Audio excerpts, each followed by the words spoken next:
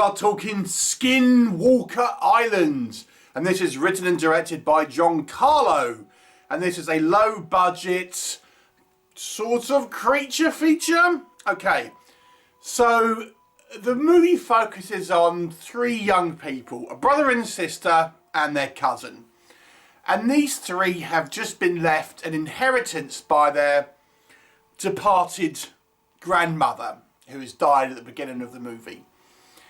And looks like this grandmother has kind of raised them to a certain degree. There's a little bit of kind of backstory in regards to what happened to their actual parents. But this property is kind of in this island, for lack of a better word, which is kind of in like the Everglades type area that's been cut off through storms. So you have to get like an airboat to get there. And it's a sort of very rural area. But there's a nice house there and, you know, quite a lot of land and things. So these three end up going there. But there appears to be something else living there. We've got a couple of caretakers there, but there's also a evil presence that could be the form of the Skinwalker.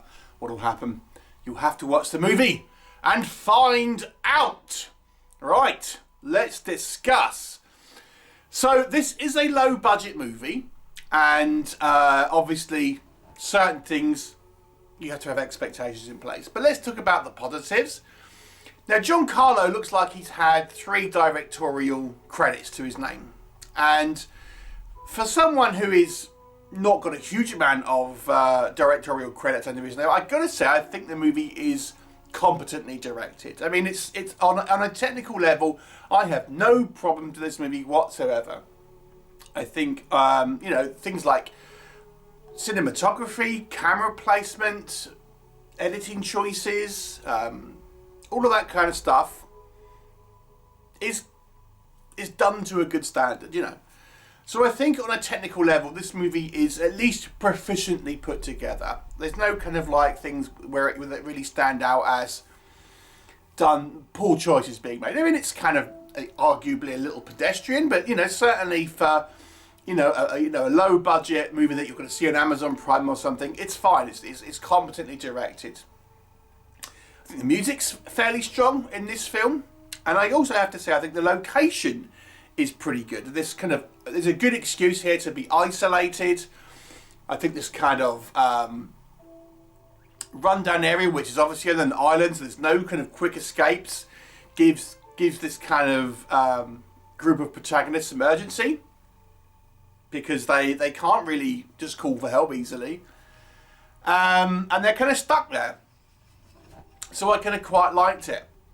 Now I have some problems with the acting, I will say, but I do think I kind of quite like the familial bonds between our 3 characters, because the sister clearly doesn't like the cousin, and the cousin clearly doesn't like the sister, and the other brother who's sort of in between, almost trying to kind of make peace between these 2 sides. So he's probably closer to his sister, but he kind of agrees about the future of the property more with his cousin.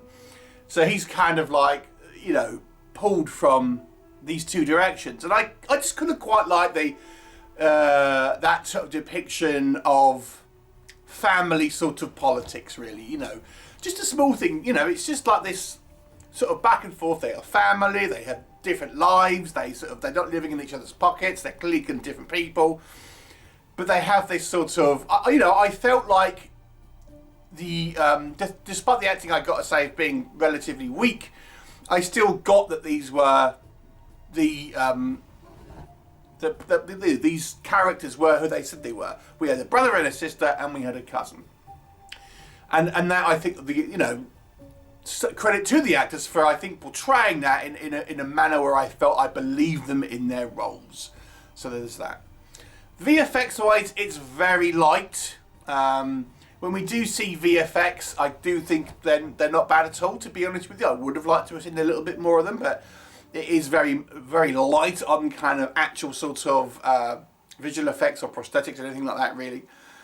But, you know, when we do see it, it wasn't bad, you know. So they've done it quite subtly, probably down to budgetary reasons, one would imagine.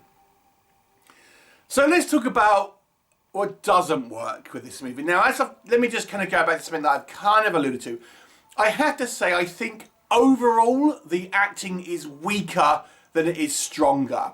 Not all the time, as I said, there are examples here where I think the cast do a fair job of giving you the impression that they are a family, and you can kind of get that from their performances.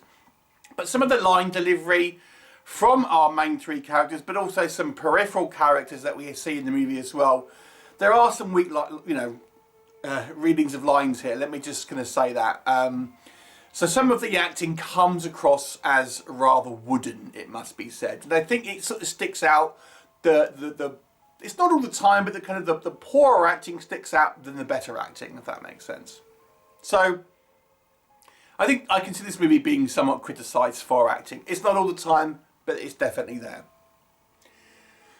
The movie doesn't really feel like it has a direction in regards to narrative. So I've mentioned, I think the direction in regards to the technical elements is fair, but I think as a story, it really languishes. Now, as a rule of thumb, I tend not to go into movies knowing a huge amount about them. I don't really like to read up, because I like the movie to inform me as of the story. So I don't tend to read synopses and things like this, or even watch trailers, because I want the movie to do the work. And that's how I like to judge it. And with this story, I just felt it was really directionless in regards to where this plot is going. I mean, our sister, our female lead, has kind of some vague supernatural powers. We're told she sees things and stuff, but I don't know, her reactions to it seem rather muted, like she doesn't tell anyone, she just thinks she's got schizophrenia or something. Again, it's just like, it's never really addressed as like, she sees a couple of like spooky things and doesn't kind of mention it to the brother and stuff, and it's just like, I think we needed a little bit more context. That's, if it is schizophrenia, the brother would have to sort of say, she's been in and out of institutions or something like that.